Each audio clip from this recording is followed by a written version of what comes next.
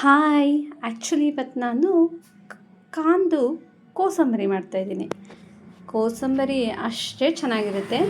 ಬೇಯಿಸಿರುವಂಥ ಸಿಹಿ ಜೋಳ ಹಾಕ್ಕೊಳ್ಳಿ, ಈರುಳ್ಳಿ ಹಾಕ್ಕೊಳ್ಳಿ. ಈರುಳ್ಳಿ ಹಾಕಿದ್ಮೇಲೆ ನೀವು ಟೊಮ್ಯಾಟೊ ಹಾಕ್ಕೊಳ್ಳಿ. ಟೊಮೊಟೊ ಹಾಕಿ ನಂತರ ದ್ರಾಕ್ಷಿನೋ ದಾಳಿಂಬೆ ನಿಮ್ಮ ಮನೇಲಿ ಏನಿರುತ್ತೆ ಅದನ್ನು ಹಾಕ್ಕೊಳ್ಳಿ. ಅದನ್ನೆಲ್ಲ ಹಾಕಿದ್ಮೇಲೆ ಸ್ವಲ್ಪ ಮೆಣಸು ಹಾಕ್ಕೊಳ್ಳಿ, ನಿಮ್ಮ ರುಚಿಗೆ ಎಷ್ಟು ಬೇಕೋ ಅಷ್ಟು. ಹಾಗೆ ಸ್ವಲ್ಪ ಉಪ್ಪನ್ನು ಕೂಡ ಆ್ಯಡ್ ಮಾಡ್ಕೊಳ್ಳಿ. ಆ್ಯಡ್ ಮಾಡಿ ಚೆನ್ನಾಗಿ ಮಿಕ್ಸ್ ಮಾಡಿ. ನಿಂಬೆಹಣ್ಣು ಹಾಕೊಳ್ಳೋದು ಬಿಡೋದು ಆಪ್ಷನಲ್ಲು, ಬಟ್ ಆದರೆ ತುಂಬಾ ಚೆನ್ನಾಗಿರುತ್ತೆ. ಸಿಹಿ ಜೋಳದ ಕೋಸಂಬರಿ ನೀವು ಟ್ರೈ ಮಾಡಿ. ಹಾಗೆ ಟೇಸ್ಟ್ ಹೆಂಗಿತ್ತಂತ ಕಮೆಂಟ್ ಮಾಡಿ. ಮತ್ತೆ ಈ ವಿಡಿಯೋಸ್ಗಳು ಬೇಕಂದರೆ ಈ ಪೇಜ್ನ ಫಾಲೋ ಮಾಡಿ.